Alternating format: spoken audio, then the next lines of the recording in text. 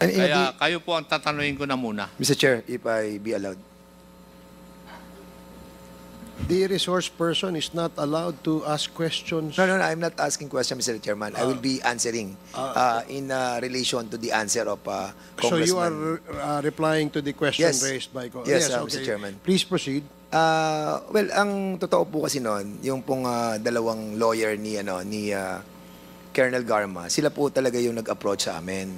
Ang sinabi po nung dalawang lawyer, if I remember it right, yung pangalan po nung lawyer si Attorney Victor. Nakalimutan ko po yung ipilido. Attorney Kilang and Attorney Kumigan. Yes, opo. Ang sabi nila, kasi kung matatandaan niyo po, yung ating supplemental affidavit na ginawa po ni Colonel Garma was given to us on the day itself. And then, nung binabasa po natin, sabi natin, sino magko-corroborate nito? Sino magbe-betting ito? Lumapit po yung dalawang lawyer. At ang sabi, kung pwedeng kausapin si Colonel Grijaldo. Dahil si Colonel Garma ay very close daw kay Colonel Grijaldo. At siya makakapag-bet sa mga nakalagay doon sa supplemental affidavit. So, ang sabi ko naman kay Attorney Victor, tama-tama, andyan si Grijaldo, andyan sa likod. Bakit hindi natin siya imbitahan doon sa room doon, sa may kainan, para nang sa ganon ay makausap natin kung patotohanan niya yung sinabi ni Colonel Garma na magkaibigan sila at ibebet niya yung mga nakasulat doon. So, basically, hindi naman po siya ganun kalaking issue.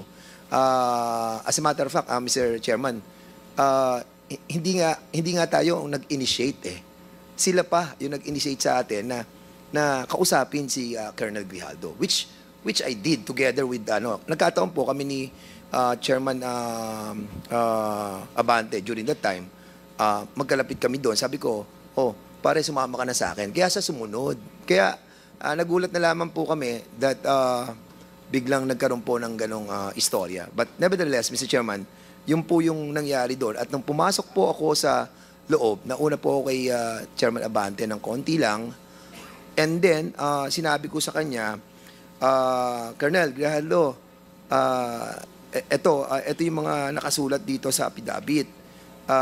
Sabi ko dito sa paragraph, hindi ko matandaan, 17 ata o something na gano'n. Ito ba, mapapatotohanan mo na sinabi ni Colonel Garma?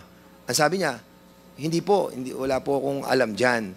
Yung ibang ibang mga sinabi ni Colonel Garma. Kasi sabi niya, kaibigan kanya eh. So, basically, doon po umikot yung aming usapan. Siguro maabot po yun ng mga less than 10 or 15 minutes. And then, nung sinabi niya talaga wala siyang alam, edi